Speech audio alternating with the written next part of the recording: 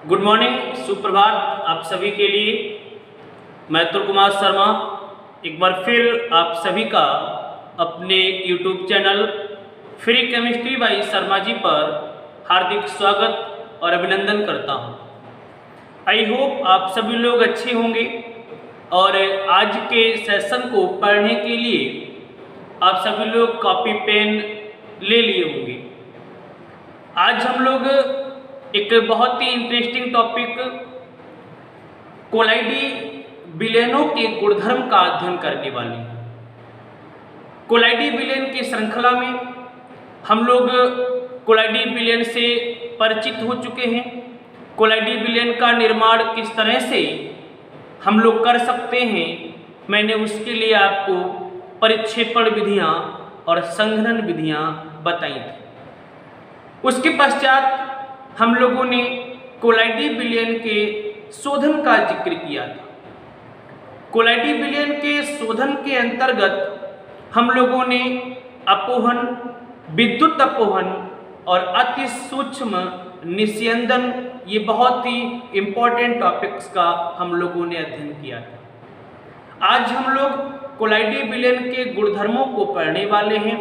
Copy pen लेकर के मेरे द्वारा बताई जाने वाले एक एक पॉइंट्स को आप अपनी कॉपी पर नोट कीजिए, बेहतरीन नोट्स बनाइए ताकि आपके एग्जाम में आपको अच्छे नंबर प्राप्त हो सके। चलिए स्टार्ट करते हैं कोलाइडी विलेनों के गुणधर्म। और कोलाइडी विलेनों के गुणधर्म में मैं सबसे पहले बहुत ही इंपॉर्टेंट टॉपिक का जिक्र करने वाला हूं। इस पर इंपॉर्टेंट लगा लीजिए क्योंकि यह प्रश्न कई बार एग्जाम में पूछा गया है और इस वर्ष भी बच्चों इसके आने की प्रबल संभावना है। यहाँ पर टॉपिक में जिसका जिक्र करने वाला हूं बच्चों वह टिंडल प्रभाव। टिंडल प्रभाव, आइए समझते हैं कि टिंडल प्रभाव होता क्या। बहुत ही सरल तरीके से मैं इसका रिप्रेजेंटेशन आपके सामने करने वाला हूं। बच्चों एक एग्जाम्पल देता हूं। सपोज कीजिए आप रात में सो रहे हैं और जब आप सुबह प्रातः काल उठते हैं और आपके कमरे में कहीं पर भी कुछ ऐसा माध्यम है जहां से प्रकाश की किरण आपके कमरे के अंदर पहुंच रही है। बात को एक एक पॉइंट को समझने का प्रयास कीजिए। टॉपिक बहुत ही सरल आपको प्रतीत होगा। आप कमरे में सो रहे हैं और जब प्रातः काल आप उठते हैं तो आप देखेंगे कि आपके कमरे में लगी हुई किसी खिड़की अथवा किसी अन्य माध्यम से अगर प्रकाश की किरण आपके कमरे के अंदर पहुंच रही है तो उस प्रकाश की किरण में आप कई प्रकार के छोटे छोटे कणों को, जिनमें धूल, मिट्टी आदि के कण भी हो सकते हैं, तो उस प्रकाश की किरण में वे धूल अथवा मिट्टी के कण चलते हुए, तैरते हुए आपको प्रतीत होंगे। अनुभव कीजिएगा।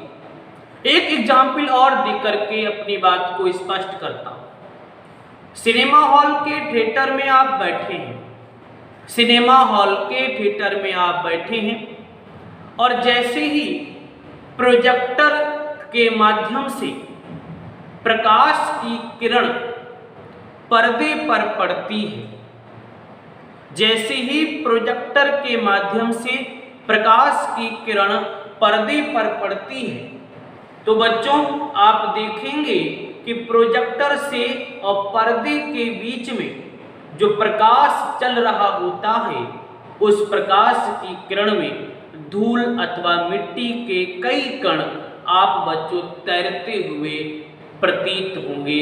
आप तैरते हुए उनको देख पाए। अब इसका जिक्र मैं टिंडल प्रभाव से किस तरह से करूंगा आप देखिएगा। मैं मान लेता हूं मैंने एक पात्र लिया और इस पात्र में बच्चों में कोलाइडी विलयन को भर देता हूं। मैंने इस पात्र में कोलाइडी विलयन को ले लिया। एक एक पॉइंट को बच्चों आप लोग ध्यान से सुनना और अपनी कॉपी पर नोट भी करना। हमने एक पात्र में कोलाइडी विलयन को ले लिया। सभी लोग जानते हैं विलयन में दो चीजें होती हैं। विलयन के दो घटक होते हैं, जिनमें एक विलेयक और दूसरा विलायक होता है। कोलाइडी विलयन में भी विलेयक के रूप में परिक्षिप्त प्रवस्था और विलायक के रूप में परिक्षेपण माध्यम उपस्थित होता है। मैंने एक पात्र में कोलाइडी विलयन लिया और यहाँ पर बच्चों में एक ऐसा बाह्य स्रोत बना देता हूं। यह एक बाह्य स्रोत है जिसकी सहायता से मैं प्रकाश की किरण को इस कोलाइडी विलयन में प्रवाहित करूंगा। बाह्य स्रोत की सहायता से मैं प्रकाश के किरण पुंज को इस कोलाइडी विलयन में से गुजारूंगा।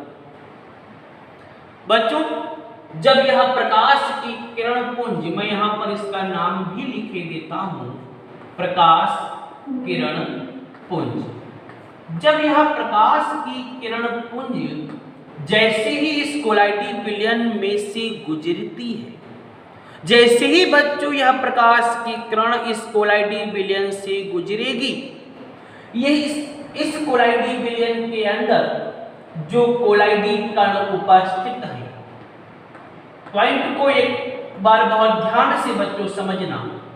जैसे ही किरण जो आपके पास प्रकाश की किरण पुंज है, जैसे ही ये कोलाइडी विलयन से गुजरेगी, वैसे ही कोलाइडी विलयन में उपस्थित ये जो कोलाइडी कण है, मैं यहाँ पर इनका नाम लिख देता हूँ। ये जो कोलाइडी कण है बच्चों, ये चमकने लगती। ये चमकने लगती। चमकने का कारण क्या है? चमकने का कारण यह है कि जो प्रकाश की किरण है, इसका प्रकीर्ण हो जाता है। प्रकीर्ण से मेरा मतलब फैल जाना। प्रकीर्ण से मेरा मतलब फैल जाना, क्योंकि इस संपूर्ण विलयन में कोलाइडी कण उपस्थित है, जिनका स्थान यहाँ भी हो सकता है, यहाँ भी हो सकता है। अर्थात ये जो कोलाइडी कण है वो पूरे विलयन में फैले हुए हैं। और जैसे ही प्रकाश की किरण पुंज इन कणों से टकराएगी, वैसे ही बच्चों संपूर्ण विलयन के कोलाइडी कण चमकने लगेंगे। अर्थात जो प्रकाश की किरण पुंज है वो फैल जाएगी, प्रकीर्णित हो जाएगी। और कोलाइडी विलयन में प्रकाश की किरण का इस तरह से फैलना, यही बच्चों कहलाता है टिंडल प्रभाव। कोलाइडी विलयन में प्रकाश की किरण पुंज का प्रकीर्णित हो जाना, फैल जाना, यह कहलाता है टिंडल प्रभाव। इस टिंडल प्रभाव का सबसे पहले अध्ययन फैराडे नामक वैज्ञानिक ने किया था। सबसे पहले टिंडल प्रभाव का अध्ययन बच्चों फैराडे नामक वैज्ञानिक ने किया था, लेकिन इसकी डिटेल, इसका डीप अध्ययन, गहराई से अध्ययन या टिंडल नामक वैज्ञानिक ने किया था, और उन्होंने ही अपने नाम पर इसको पब्लिश किया, इसको प्रतिपादित किया। इसीलिए हम लोग इसको टिंडल प्रभाव के नाम से जानते हैं। इसके डिफिनेशन को मैं एक बार फिर से रिकॉल करता हूं कि यदि प्रकाश की किरण पुंज को कोलाइडी विलयन में से गुजारा जाए, तब यह प्रकाश की किरण पुंज प्रकीर्णित हो जाती है, फैल जाती है, और जो कोलाइडी कण हैं बच्चों वो चमकने लगते हैं। यह घटना क्या कहलाती है? टिंडल प्रभाव कहलाती है। अब जो प्रकाश जो पुंज जा रहा है बच्चों, वह दूसरी ओर आपको एक कोन के रूप में दिखाई देगा। प्रकाश जब इसमें से गुजरेगा तो इसका जो रास्ता है, जो इसका पथ है बच्चों, वह एक शंकु के आकार का दिखाई पड़ेगा। और शंकु के आकार का जो आप चित्र ये देख रहे हैं, ये जो शंकु आप बनता हुआ देखेंगे बच्चों, इस शंकु को टिंडल शंकु कहते हैं। चूंकि अध्ययन टिंडल नामक वैज्ञानिक ने किया था, इसीलिए उन्होंने इस घटना को भी अपने नाम पर टिंडल प्रभाव से संबोधित किया, और बनने वाले प्रकाश के पथ को, बनने वाले इस शंकु को भी अपने नाम पर ही टिंडल शंकु से परिभाषित किया। आई होप आपको टिंडल प्रभाव समझ में आ गया होगा। आप चाहें तो इसका एक बार स्क्रीनशॉट ले लीजिए और यदि कोई पॉइंट रह गया है तो वीडियो को बार बार बैक करके आप देखिए, सारी बातें आपकी समझ में आ जाएंगी। तो आप लोग एक बार इसका स्क्रीनशॉट ले लीजिए और यदि यहाँ तक सारे पॉइंट्स क्लियर हों तो कमेंट्स बॉक्स में एक बार मुझे जरूर बताइए। आप एक बार स्क्रीनशॉट ले लीजिए। चलिए बच्चों, अब हम लोग कोलाइडी बिलियन के दूसरे गुण की बात करते हैं। अब जो दूसरा गुण हम लोग पढ़ने वाले हैं भाई एक इम्पॉर्टेंट फिनोमिनॉन है, इम्पॉर्टेंट घटना है और यह घटना कहलाती है ब्राउनी गति। सबसे पहले मैं एक बात बता दूं कि ब्राउनी गति होती क्या है। मैं आपके सामने फिर से एक पात्र लेता हूं और इस पात्र में बच्चों में कोलाइडी बिलियन को भर लेता हूं। मैं यहां पर इस पात्र में कोलाइडी बिलियन को भर चुका हूं। जिन बच्चों को कोलाइडी बिलियन क्या होते हैं, कोलाइडी बिलियन के कणों का आकार कितना होता है, ये सारी बातों की जानकारी यदि नहीं मिली हो तो कृपया मेरी प्रीवियस वीडियो को ध्यान से देखें। उसमें मैंने कोलाइडी बिलियन के कण, वास्तविक बिलियन के कण, इस पर विस्तृत बात की है। आप मेरी उस वीडियो को देख करके अपने सारे पॉइंट्स को क्लियर कर लीजिए। मैं एक पात्र लिख करके बच्चों यहाँ पर कोलाइडी बिलियन को भर देता हूं। यह मैंने कोलाइडी बिलियन को भर दिया। यहां पर मैं लिखे देता हूं कोलाइडी बिलियन। बच्चों, ये जो प्रक्रिया मैं आपको बता रहा हूं इसका अध्ययन किया था जेम्स ब्राउन ने। सर्वप्रथम इसका अध्ययन किया था जेम्स ब्राउन ने। हमने एक पात्र में कोलाइडी बिलियन ले लिया। अब बच्चों मैं यहां पर माइक्रोस्कोप की सहायता से माइक्रोस्कोप बना देता हूं और माइक्रोस्कोप की सहायता से बच्चों मैं इस कोलाइडी बिलियन का अध्ययन करूंगा। ये मैं माइक्रोस्कोप बना देता हूं, अति सूक्ष्मदर्शी, जिसको हम लोग हिंदी में क्या बोलते हैं, अति सूक्ष्मदर्शी। अब आप देखिएगा, एक पात्र में कोलाइडी बिलियन ले लिया और उस कोलाइडी बिलियन को भर करके मैं दूसरी ओर अति सूक्ष्मदर्शी की सहायता से इस कोलाइडी बिलियन का अध्ययन करने वाला हूं। जब इसका हम अध्ययन करेंगे तब बच्चों होता क्या है, ये जो कोलाइडी कण है, मैं यहां पर कोलाइडी कणों को दर्शा देता हूं। आप लोग बहुत ध्यान से पॉइंट को समझें। जब अति सूक्ष्मदर्शी की सहायता से हम लोग देखेंगे तो ये जो कोलाइडी कण है ये एक दूसरे से टकराते हुए प्रतीत होंगे, एक दूसरे से लड़ते हुए, एक दूसरे से टकराते हुए प्रतीत होंगे, जिस कारण से इनकी जो गति है वह टेढ़ी मेढ़ी आपको प्राप्त होगी। किस तरह की गति बच्चों प्राप्त होगी, टेढ़ी मेढ़ी यह गति आपको प्राप्त होगी। कोलाइडी कणों के द्वारा इस प्रकार से टेढ़ी मेढ़ी गति जो दर्शाई जा रही है, जिसको हम लोग इस अति सूक्ष्मदर्शी की सहायता से देख सकते हैं, तो यह गति आपकी बच्चों ब्राउनी गति कहलाती है। क्लियर हो गई बात?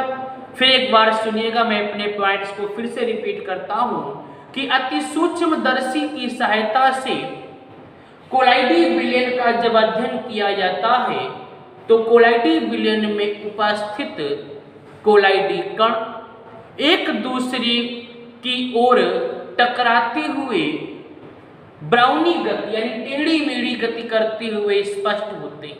टेढ़ी मेढ़ी गति उनके द्वारा दर्शाई जाती है।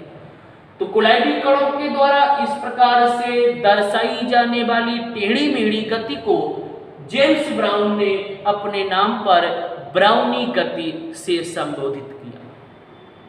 क्लियर हो गई बात? एक नाम और देते हैं, इस प्रकार की गति को हम लोग जिग जैग मोशन भी कहते हैं। क्या बोलते हैं? Zig zag motion.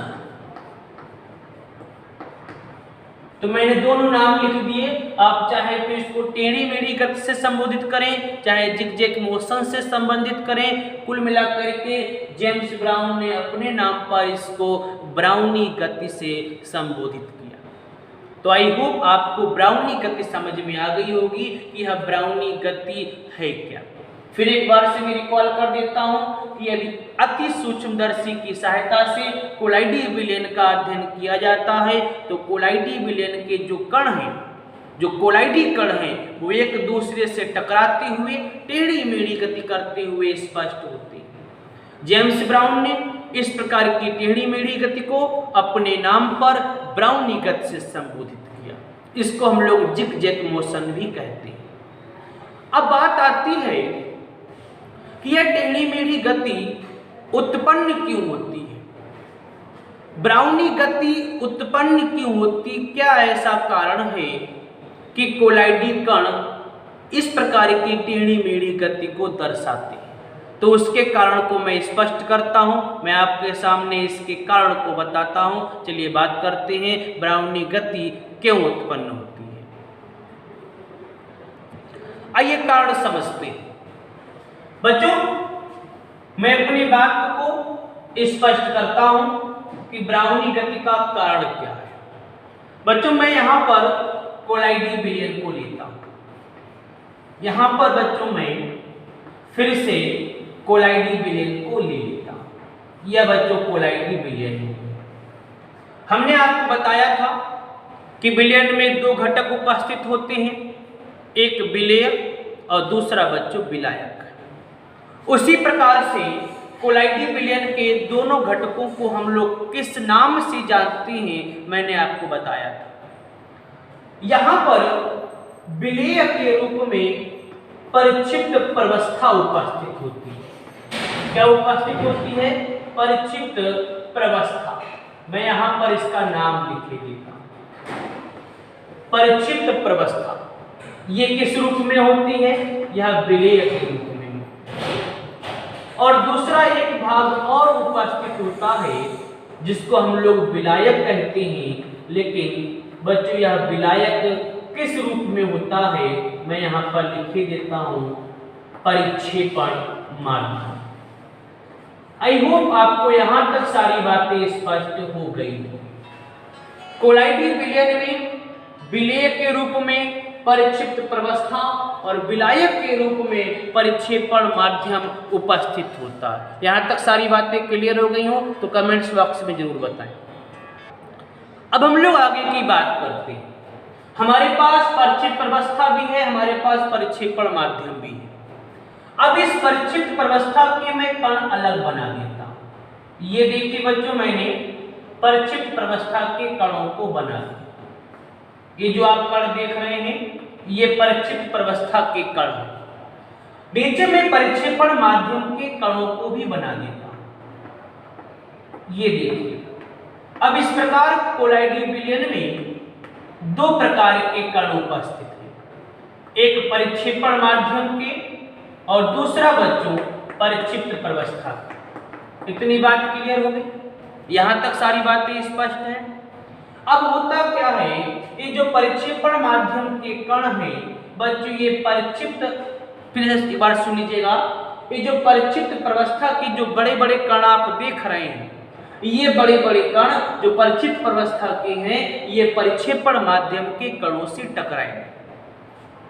ये जो बड़े बड़े कण आप देख रहे हैं जो परिक्षिप्त प्रवस्था के हैं, ये परिक्षेपण माध्यम के छोटे छोटे कणों से टकराएंगे। और जब ये छोटे छोटे कणों से टकराएंगे तब बच्चों इनकी जो गति है बच्चों में टेढ़ी मेढ़ी आपको प्रतीत हो। आई होप आपको यहां तक सारी बातें समझ में आ गई होंगी। तो ब्राउनी गति क्यों उत्पन्न होती है? क्योंकि जो कोलाइडी कण है, यहाँ पर जो परिक्षिप्त प्रवस्था है वहां पर किस प्रकार के कण है बच्चों? कोलाइडी कण। तो ये जो कोलाइडी कण आप देख रहे हैं, जो मैंने यहाँ पर बना रखा है बड़े आकार के कणों को, ये कोलाइडी कण है। और ये कोलाइडी कण जब परिक्षेपण माध्यम के कणों से टकराएंगे तो निश्चित रूप से बच्चों टेढ़ी मेढ़ी गति उत्पन्न होगी, क्योंकि परिक्षेपण माध्यम के कण भी पूरे पात्र में बच्चों उपस्थित होंगे और इसी प्रकार कोलाइडी कण भी बच्चों पूरे पात्र में उपस्थित होंगे। जब कोलाइडी कण परिक्षेपण माध्यम के कणों से टकराएंगे तो उसके लिए बच्चों इनको टेढ़ी मेढ़ी गति करनी होगी, और इस प्रकार ये टेढ़ी मेढ़ी गति उत्पन्न होती है, इसी को बच्चों ब्राउनी गति कहते हैं। तो अगर आपसे कोई पूछता है कि ब्राउनी गति क्यों उत्पन्न होती है, तब बच्चों आपको बताना है कि कोलाइडी कणों को कण के द्वारा परिक्षेपण माध्यम के कणों से टकराना, कोलाइडी कणों के द्वारा परिक्षेपण माध्यम के कणों से टकराने पर बच्चों टेढ़ी मेढ़ी गति प्राप्त होती है, और यही टेढ़ी मेढ़ी गति को हम लोग जिग-जैग मोशन, टेढ़ी मेढ़ी गति अथवा ब्राउन के नाम पर ब्राउनी गति कहते हैं। आई होप आपको दोनों पॉइंट समझ में आ गए होंगे। टिंडल प्रभाव क्या होता है और दूसरा बच्चों ब्राउनी गति क्या है, बहुत इंपॉर्टेंट है, एग्जाम में बच्चों क्वेश्चन पूछा जा सकता है। यदि आपका इन दोनों पर कोई पॉइंट रह गया है तो मुझे कमेंट्स बॉक्स में जरूर बताएं। मैं आपके सामने कोलाइडी विलयन के तीसरे गुणधर्म की चर्चा करता हूं। चलिए स्टार्ट करते हैं कोलाइडी विलयन का तीसरा गुणधर्म। तीसरा जो गुण हम लोग पढ़ने वाले हैं बच्चों, मैं यहां पर नोट कर रहा हूं। तीसरा पॉइंट है अणुसंख्य गुणधर्म। अणुसंख्य गुणधर्म यह अपना तीसरा पॉइंट रहने वाला है, अणुसंख्य गुणधर्म। बच्चों अणुसंख्य गुणधर्म की चर्चा हम लोग अपने दूसरे यूनिट विलयन में कर चुके हैं। विलयन में अणुसंख्य गुणधर्म की विस्तृत चर्चा की गई है। आप लोग विलयन वाले चैप्टर से मेरी जो वीडियो विलयन पर मैंने बनाई है आप लोग उनको जरूर देखें, ताकि आपको अणुसंख्य गुणधर्म के सारे पॉइंट समझ में आ जाए। मैं केवल यहाँ पर बेसिक डिटेल ही बताऊंगा अणुसंख्य गुणधर्म की। अणुसंख्य गुणधर्म का मतलब क्या है? वे गुणधर्म जो अणुओं की संख्या पर निर्भर करते हैं। ऐसे गुणधर्म जो अणुओं की संख्या पर निर्भर करते हैं अणुसंख्य गुणधर्म कहलाते हैं। फिर से मैं अपनी बात को रिकॉल कर रहा हूं, अपनी कॉपी पर नोट करते रहें कि ऐसे गुणधर्म जो अणुओं की संख्या पर निर्भर करते हैं अणुसंख्य गुणधर्म कहलाते हैं। मैंने अपने विलयन की जो यूनिट के जो हमने वीडियोज बनाए हैं उसमें मैंने काफी चर्चा की है। अणुसंख्य गुणधर्म के अंतर्गत परासरण दाब, हिमांक में अवनमन, क्वथनांक में उन्नयन और वाष्प दाब में अवनमन, ये 4 पॉइंट, ये 4 गुण बच्चों इसमें समाहित है। तो अणुसंख्य गुणधर्म किसे कहते हैं? ऐसे गुणधर्म जो अणुओं की संख्या पर निर्भर करते हैं। मैं एक तरफ बच्चों कोलाइडी विलयन को लिखता हूं। कोलाइडी विलयन पॉइंट को समझिएगा, मैं एक एक बात को आपके सामने स्पष्ट कर रहा हूं। मैंने यहां पर कोलाइडी विलयन लिखा है, वहीं दूसरी ओर बच्चों मैं वास्तविक विलयन लिखे देता हूं। एक तरफ कोलाइडी विलयन और एक तरफ बच्चों वास्तविक विलयन। एक तरफ कोलाइडी विलयन, एक तरफ वास्तविक विलयन। बच्चों मैं दोनों की समान सांद्रता वाले विलयन को लेता हूं। दोनों की सांद्रताएं कैसी? समान। यहां पर ही बच्चों मैं सांद्रता लिखता हूं और यहां पर ही बच्चों मैं सांद्रता का जिक्र करता हूं। दोनों समान कैसे हैं बच्चों? दोनों समान। पॉइंट को समझना जो मैं आपके सामने बताने जा रहा हूं। सबसे पहली बात, कोलाइडी विलयन के जो कण होते हैं वह वास्तविक विलयन के कणों से बड़े होते हैं। आपको मैं बता चुका हूं कि कोलाइडी विलयन में जो कोलाइडी कण होते हैं उनका आकार 1 नैनोमीटर से 1000 नैनोमीटर के बीच में होता है। तो सबसे पहली बात, कोलाइडी विलयन के जो कोलाइडी कण हैं उन कोलाइडी कणों का आकार वास्तविक कणों की अपेक्षा ज्यादा होता है। यदि हम लोग कोलाइडी विलयन और वास्तविक विलयन की समान सांद्रता लें तो इन समान सांद्रताओं पर हम लोग देखेंगे कि जो कोलाइडी विलयन में जो अणुसंख गुणधर्म है, कोलाइडी विलयन में जो अणुसंख गुणधर्म है, कोलाइडी विलयन में जो अणुसंख गुणधर्म है और वास्तविक विलयन में जो अणुसंख गुणधर्म है, मैं दोनों पॉइंटों को स्पष्ट करता हूं। एक तरफ बच्चों मैंने कोलाइडी विलयन के अणुसंख गुणधर्म बताए हैं, वहीं दूसरी ओर मैंने बच्चों वास्तविक विलयन के गुणधर्म बताए हैं। तो फिर से एक बार देख लीजिएगा, यदि हम लोग समान सांद्रता के विलयन लें, एक तरफ कोलाइडी विलयन लें, एक तरफ वास्तविक विलयन लें, तब उस स्थिति में बच्चों जो कोलाइडी विलयन के जो गुणधर्म होंगे उनके मान कम होंगे। कैसे होंगे? उनके मान कम होंगे, जबकि जो वास्तविक विलयन है उनके गुणधर्मों के मान ज्यादा होंगे। कैसे होंगे बच्चों? ज्यादा होंगे। क्लियर हो गई बात? मैं अपने पॉइंट को एक बार फिर से रिप्रेजेंट करता हूं। अणुसंख गुणधर्म का अगर जिक्र करें तो हमें पता है कोलाइडी विलयन के जो कण होते हैं उनका आकार वास्तविक विलयन के कणों के आकार से ज्यादा होता है। यदि हम लोग दोनों की समान सांद्रता के विलयन लें, दोनों की समान सांद्रता के विलयन लें, तो उस स्थिति में कोलाइडी विलयन के द्वारा जो गुणधर्म रिप्रेजेंट किए जाएंगे, कोलाइडी विलयन के द्वारा जो गुणधर्म दर्शाए जाएंगे, उनका मान कम होगा। अगर हम लोग वास्तविक विलयन को देखेंगे तो बच्चों समान सांद्रता पर इसके गुणधर्म के द्वारा जो मान दर्शाए जाएंगे बच्चों वह ज्यादा होंगे।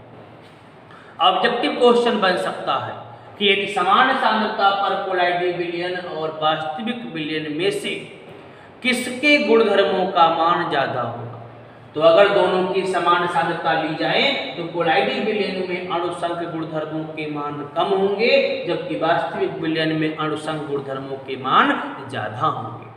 तो क्लियर हो गई बच्चों? मैंने आपके सामने अणुसंख गुणधर्म को भी स्पष्ट किया। यहाँ तक सारे पॉइंट समझ में आ गए होंगे। चलिए मैं एक लास्ट पॉइंट का जिक्र करता हूँ, कोलाइडी कणों का आवेश। कोलाइडी कणों का आवेश बच्चों में एक लास्ट पॉइंट को और एक्सप्लेन करूंगा, उसके पश्चात मैं कोलाइडी विलयनों के गुणधर्म को समाप्त कर दूंगा। बच्चों कोलाइडी कणों पर आवेश कैसा होता है, इसको समझने के लिए हमको कोलाइडी विलयन के निर्माण की ओर जाना पड़ेगा। हमने आपको एक पॉइंट बताया है, क्या समझेंगे बच्चों? हमने अपनी प्रीवियस वीडियो में आपको कोलाइडी विलयन के निर्माण को बताया था। चलिए हम लोग स्टार्ट करते हैं, वापस वहीं पर पहुंचते हैं और निष्कर्ष निकालेंगे कि कोलाइड पर आवेश कैसा होता है। मैंने आपको बताया था कि कोलाइड बनाने के लिए आपको 3 चीजों की आवश्यकता होती है, जिनमें से एक चीज आपको ताजा बना हुआ अवक्षेप चाहिए। फिर से मैं अपनी बात को स्पष्ट कर दूं, कोलाइड के निर्माण के लिए आपको 3 चीजों की आवश्यकता पड़ेगी। ताजा अवक्षेप, दूसरा बच्चों जल, और तीसरा बच्चों विद्युत अपघट्य। विद्युत अपघट्य, ये 3 चीजें आपको आवश्यक होंगी, आपको जरूरत पड़ेगी अगर आप लोग कोलाइड बनाते हैं तो। फिर बच्चों बात आती है कि विद्युत अपघट्य अपने को किस प्रकार यूज करना पड़ेगा। यहां पर पॉइंट आपको ध्यान रखना है बच्चों। आप जिस प्रकार का ताजा अवक्षेप लेते हैं, सपोज कीजिए आपने AgCl सिल्वर क्लोराइड का ताजा अवक्षेप लिया। अब आपको विद्युत अपघट्य कौन सा लेना है, इसको आपको समझना पड़ेगा बच्चों। विद्युत अपघट्य के रूप में आप उसको प्रयोग करेंगे जिसमें उपस्थित कोई एक आयन अवक्षेप के आयन से समानता रखता। आपको ऐसा विद्युत अपघट्य यूज करना है जिसमें उपस्थित कोई एक आयन ताजे बने हुए अवक्षेप के किसी एक आयन से समानता रखता। जैसे मैं मान लेता हूं मैंने ताजा अवक्षेप AgCl लिया, तो इस AgCl में बच्चों Ag पॉजिटिव और Cl नेगेटिव ये दो आयन उपस्थित हैं।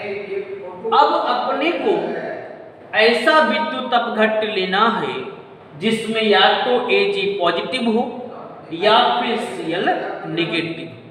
क्लियर हो गई? मैं मान लेता हूं मैं यहां पर KCl यूज कर लेता हूं। क्या यूज करता हूं? KCl यूज कर लेता हूं। KCl क्यों यूज कर सकते हैं उसके पीछे कारण। KCl जब टूटेगा तो K पॉजिटिव और Cl नेगेटिव मिलेगा। मतलब विद्युत अपघट्य जो हमने लिया है उसका एक आयन अवक्षेप के एक आयन से समानता रखता है। क्लियर है? मैं अभी आपके सामने KCl को लेकर के सारी बात को स्पष्ट करता हूं। आप लोग को यहां तक सारी जानकारी मिल गई। चलिए मैं आगे बताता हूं। अब बच्चों मैं एक टेस्ट ट्यूब ले लेता हूं। ये मैंने एक टेस्ट ट्यूब ले लिया और इस टेस्ट ट्यूब में बच्चों में AgCl का अवक्षेप मिला देता हूं। ये मैंने इसके अंदर AgCl का अवक्षेप मिला दिया। इसके ऊपर बच्चों जल रहेगा। मैं यहां पर जल को बना देता हूं। इसके ऊपर बच्चों यह जल रहा और अब बच्चों मैं इसमें विद्युत अपघट्य पदार्थ को मिला देता। किसको मिलाऊंगा? विद्युत अपघट्य पदार्थ। विद्युत अपघट्य पदार्थ के रूप में मैंने बच्चों किसको प्रयोग किया है? KCl को प्रयोग किया है। मतलब K पॉजिटिव और Cl नेगेटिव। इसी प्रकार Ag पॉजिटिव और Cl नेगेटिव। बच्चों जब ताजे बने हुए अवक्षेप में विद्युत अपघट्य पदार्थ मिलाते हैं तब कोलाइडी विलयन बनता है। क्या बनता है? कोलाइडी विलयन। कैसे बनता है? ये जो अवक्षेप आप देख रहे हैं AgCl का, ये जो अवक्षेप आप देख रहे हैं इस अवक्षेप के चारों ओर विद्युत अपघट्य का वह आयन चिपक जाएगा जो अवक्षेप के आयन से समानता रखता हो। क्लियर हो गई बात? ये जो विद्युत अपघट्य का जो आयन है जो ताजी बने हुए अवक्षेप के आयन से समानता रखेगा Cl नेगेटिव Cl नेगेटिव, तो यह Cl नेगेटिव वाला आयन इस अवक्षेप के चारों ओर बच्चों चिपक जाएगा। देखिए बच्चों ये Cl नेगेटिव वाला आयन इस अवक्षेप के चारों ओर चिपक गया। क्यों चिपक गया? क्योंकि बच्चों ये Cl नेगेटिव आयन अवक्षेप के आयन से समानता रखता है। और ये जो Cl नेगेटिव आयन है बच्चों यह चिपक गया है इस AgCl अवक्षेप पर। अब इसको क्या करेगा? ये छोटे छोटे कणों में तोड़ देगा। छोटे छोटे कणों में इसको तोड़ देगा और ये छोटे छोटे कण क्या कहलाएंगे बच्चों? कोलाइडी कण कहलाएंगे। क्या कहलाएंगे बच्चों? कोलाइडी कण कहलाएंगे। तो इतनी बात क्लियर हो गई। मैंने नेगेटिव आयन को दिखाया अर्थात मैं कह सकता हूं कि कोलाइडी कणों पर आवेश कैसा होता है? नेगेटिव। यहां पर कैसा आवेश मिला? नेगेटिव मिला। क्लियर हो गई बात? फिर एक बार सुन लीजिए। मैंने ताजा बना हुआ अवक्षेप लिया। इस ताजे बने हुए अवक्षेप में मैंने विद्युत अपघट्य मिलाया। अब अवक्षेप और विद्युत अपघट्य का जो आयन समान है उसने क्या किया? इस अवक्षेप के चारों ओर बच्चों वह जमा हो गया और जमा होकर के अवक्षेप को टुकड़ों में तोड़ दिया। अब ये टुकड़े, ये छोटे छोटे कण, ये क्या कहलाए? कोलाइडी कण कहलाए। अर्थात कोलाइडी कणों पर यहाँ पर आवेश कैसा होता है? नेगेटिव होता है। इतनी बात क्लियर हो गई। अब मैं आगे एक बात बताता हूँ। यहाँ पर तो मैंने स्पष्ट किया कि कोलाइडी कणों पर आवेश नेगेटिव होता है। अब आगे देखिए। अब मैं क्या करता हूं? मैं अवक्षेप AgCl का ही लेता हूं ये अपना जल रहेगा और अब मैं विद्युत अपघट्ट के रूप में AgNO3 को लेता हूं। विद्युत अपघट्ट के रूप में अब मैं AgNO3 को लेता हूं। अब आप देखिए Ag पॉजिटिव Cl नेगेटिव, यहाँ Ag पॉजिटिव NO3 नेगेटिव। अभी जहां Cl नेगेटिव आयन समान था, अब यहाँ पर Ag पॉजिटिव आयन समान है, अर्थात ये जो अवक्षेप है AgCl का, इस AgCl अवक्षेप के चारों ओर बच्चों अब कौन जुड़ जाएगा? अब Ag पॉजिटिव जुड़ जाएगा। क्यों जुड़ जाएगा? क्योंकि Ag पॉजिटिव वह आयन है जो AgCl के साथ में समानता रखता है। अभी Ag पॉजिटिव आयन बच्चों इस अवक्षेप के चारों ओर जुड़ जाएगा और जैसे ही बच्चों ये आयन इसके चारों ओर जुड़ेगा, यह इस अवक्षेप को कोलाइडी कणों में तोड़ देगा। किस कणों में तोड़ेगा बच्चों? कोलाइडी कणों में तोड़ देगा। तो मैं यहाँ पर बता रहा हूँ किस कणों में तोड़ देगा? कोलाइडी कणों में तोड़ देगा। अब यहाँ पर आवेश कैसा है? पॉजिटिव आवेश, अर्थात कोलाइडी कणों पर पॉजिटिव आवेश भी हो सकता है और बच्चों नेगेटिव आवेश भी हो सकता है। सारी बातें स्पष्ट हो गई। पॉजिटिव आवेश भी हो सकता है और नेगेटिव आवेश भी हो सकता है। यह डिपेंड करेगा विद्युत अपघट्ट के ऊपर कि आप किस प्रकार का विद्युत अपघट्ट अवक्षेप में मिलाते हैं। उस विद्युत अपघट्ट की प्रकृति पर डिपेंड करेगा कि कोलाइड पर आवेश कैसा आता है, पॉजिटिव आता है अथवा नेगेटिव आता है। आई होप आपको यहाँ तक सारी बातें स्पष्ट हो गई होंगी। मैं नेक्स्ट वीडियो में फिर आपको मिलता हूँ। तब तक के लिए घर पे रहिए, सेफ रहिए।